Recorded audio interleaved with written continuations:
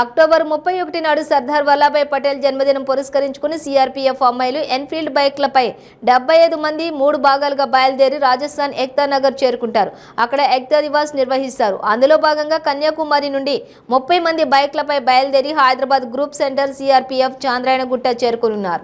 అక్కడి నుంచి చారిత్రాత్మక కట్టడాలైనటువంటి చార్మినార్ మరియు గోల్కొండ చేరుకోగా అక్కడ ప్రజలు స్పందించడం జరిగింది. నాంపల్లి వనితా కాలేజ్లో సిఆర్పీఎఫ్ నుండి బయలుదేరిన వారిని సన్మానించారు. ఇక అందరికీ కూడా బహుమతులను ప్రదానం చేశారు.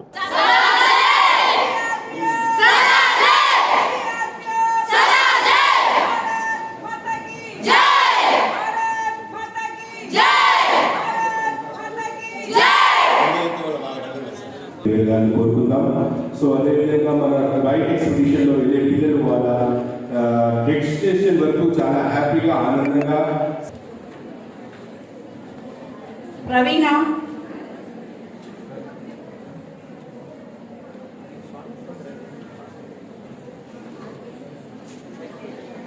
Yes, Lydia, please. Sir, Lydia, sir. Next. N. Rama.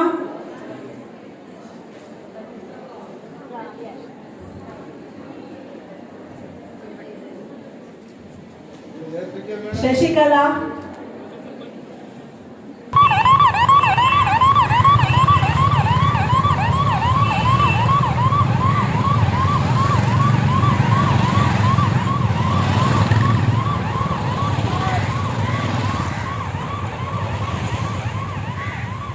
My dear children and also the bike rally participants.